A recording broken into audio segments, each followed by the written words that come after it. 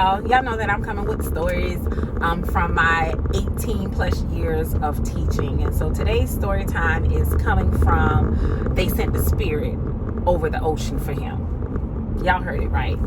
So I was in my second full year of teaching. And let me give you a little background. My half year of teaching, you guys know, I started teaching in the EBD unit. It was an EBD therapeutic unit, right?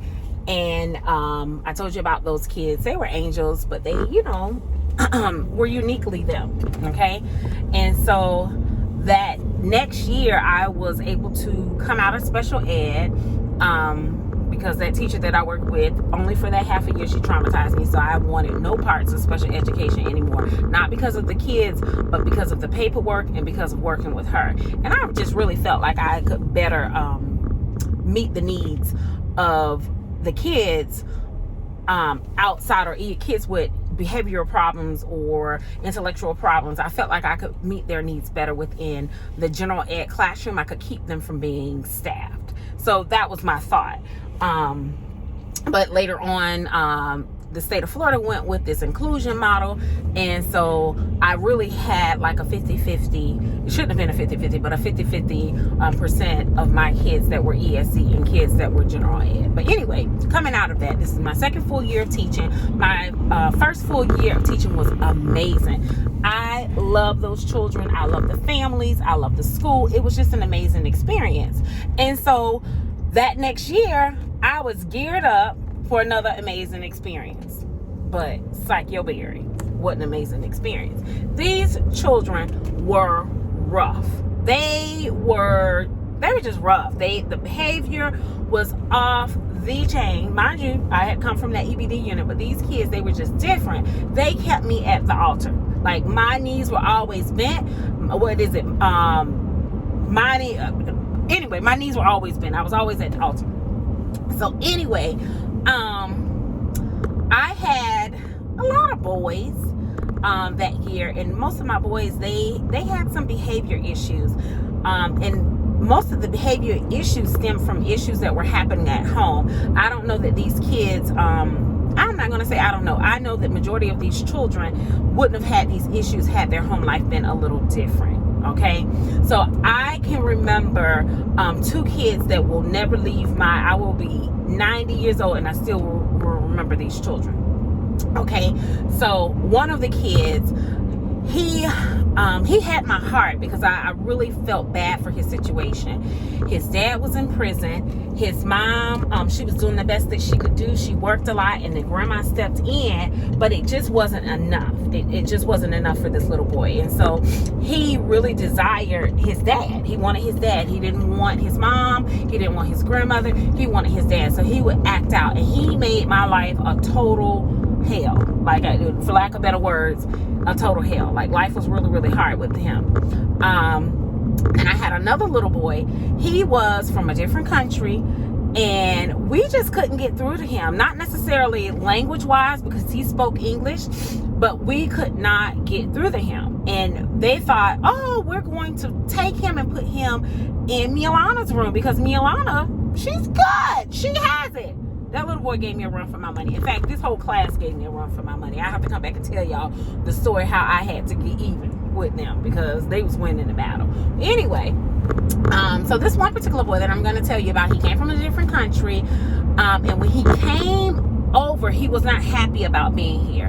His mom was younger.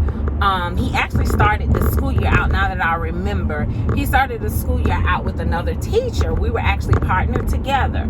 And so she had him for maybe a month into the school year, and then they took him and they moved him into my room because they felt like, okay, of course she can handle him. Y'all, I tried everything with this little boy and nothing worked. Positive things, negative. I tried everything that you knew how to try. I prayed. I went to the altar. And I'm not saying that God isn't faithful, okay? But, in his timing, and his timing just wasn't my timing, right, at that point. So anyhow, this little boy, he just would do whatever. I would teach, and he would take his coloring book out and he would start coloring. Like, he loved this coloring book.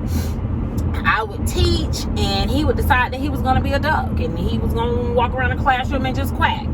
I would teach, and he just decided that he was just, you know, going to stand in front of me or whatever he was going to do. So anything that I wanted to do concerning teaching, he wanted no parts of. Now, if it was something that he wanted to be engaged in, he would, like, totally engage. But if it wasn't, he just didn't do it. So this one particular day, we were in class, he was coloring, and I was just adamant that he was going to focus during the lesson. So I took his coloring book. Well, of course, a couple of times I asked him to put the coloring book away. He acted as if he did not hear me, could not hear me. So I took the coloring book and I put it on the top shelf. Now, I didn't tell you, but I'm teaching first grade. That's my judge. I love first grade. First grade is my jam. So I'm about, I don't know, 5'6 and a half, 5'7". Okay, so this is a first grader. It's the beginning of the school year, so he's closer to a kindergartner in height. So I take his book and I put it on top of the tallest cabinet we have in the room. Now, this cabinet is even hard for me to reach, right? So I put it on the top of the cabinet, and I'm telling him, redirecting him, you know, it's time to learn. We came to school to learn. This is what we're going to do. If you do X, Y, Z, then I'll give you X, Y, Z, right? He didn't want to hear that. He looked at me like, what? Whatever. I'm getting ready to color. So he begins telling me to give him his coloring book. So, of course, you know, I stick to what I've learned with behavior. I'm going to stick to what I'm asking you to do, my directive. I'm not going to add anything extra to it. I'm going to tell you exactly what I expect. And that's it. I'm not going to argue with you. I'm not going to say, I told you this, I told you that. I'm going to stick with what I said, right? So that's like a little behavior tip for you, those of you that need that behavior management tip. So anyway, he proceeds to tell me I'm going to color. And so next thing I know, I'm arguing with this little boy. Like, no, you're not going to color. You're going to learn it. Yeah, I'm going to color. We're going back and forth or whatever. So, mind you, coloring book still is up on the top of the cabinet. So he looks at me and he decides, because I can't decide at the age of 25, 26, however old I was, years old, I probably was 23, that he's going to color. And that's what he's going to do. Okay? And that's it. So he goes over and he takes these chairs and he starts stacking them. He's stacking them. And every time he stacks a chair, he looks at me very fiercely like, hey, I'm going to do what I want to do. So in my mind, I'm thinking, boy, you're going to stack those chairs and they're going to fall. So I'm not going to say anything. I'm going to let you stack these chairs. You're not going to be able to get the coloring book, and we're going to learn. Because that's what we're doing today. Because I was adamant that he was going to learn today. Okay? This is what we teachers go through, you guys. It is not just go out and teach these children. These are the things that we encounter. So anyhow, he's stacking these chairs. He's stacking these chairs. And so I'm saying to him, you know, XYZ, you need to, you know, unstack those chairs. Come on over here. So at some point, I just like, watch him, me alone. Watch what he does. So he stacks the chairs. He's able to get this coloring book. When I tell you these chairs are wavering and they're teetering and teetering, he's still able to get the coloring book. He takes the coloring book down and he starts to color at his desk. He won't say anything to me. He just starts to color. So me being who I am, I'm like, no, you're not coloring today. Today we're learning. If you do XYZ, then you can get XYZ. So I state that for him, and he looks at me like, whatever, girl, I'm coloring. So he's still coloring. So I take the coloring book and I, you know, kind of like slide it from the table to put it on the counter. He looked at me and said something in his native tongue. I don't know what it was, but he said something in his native tongue, and I ain't gonna tell y'all I wasn't scared. I was a little scared, okay? I was scared, but I was adamant that he was gonna learn today.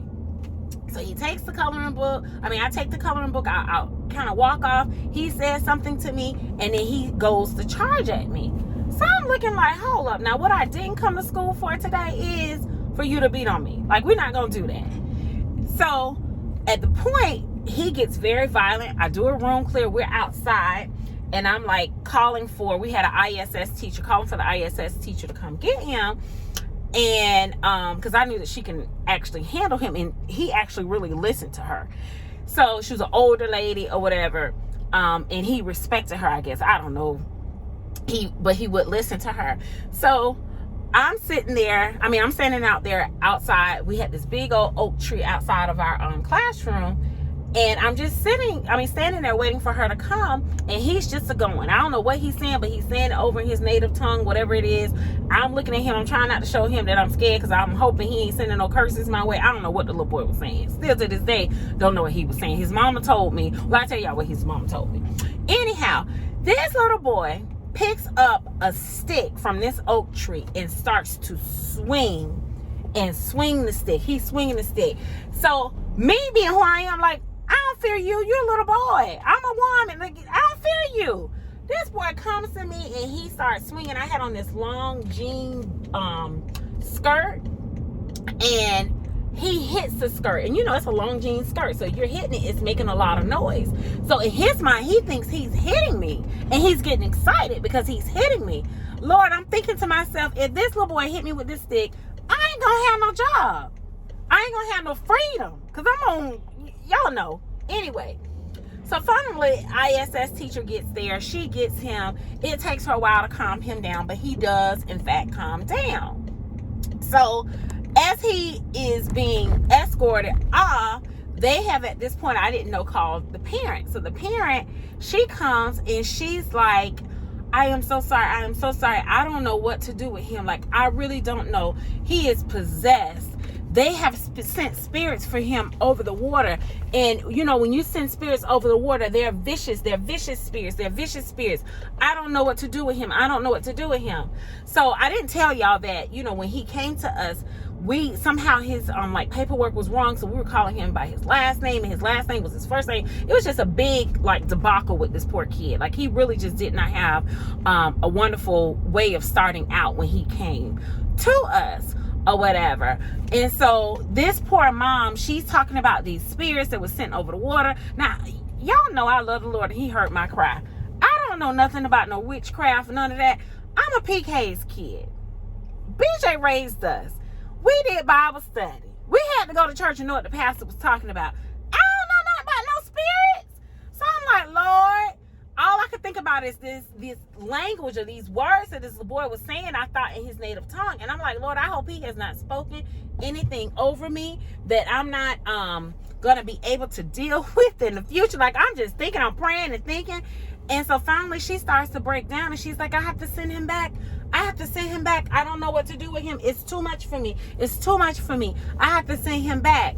So when I tell y'all, or when teachers tell y'all, we don't just show up to teach. Like, we have to show up, and we have to be the priest. We have to be mama, daddy, cousin, sister, therapist, cook. We have to be some of everything, right? Because these kids don't come packaged the way we would think, or the way they told us in school they would come packaged. I think, yeah, they don't come packaged that way. And so we're not prepared to take on these types of occurrences. But anyway, just thought I'd tell y'all that story. I just thought about it, and I was like, I should tell them that story of how a spirit was sent over the water for somebody. That was my day in teaching. This was my I think it was my second full year of teaching. Anyway, y'all go off and have a great one. I'll be back with another story time soon.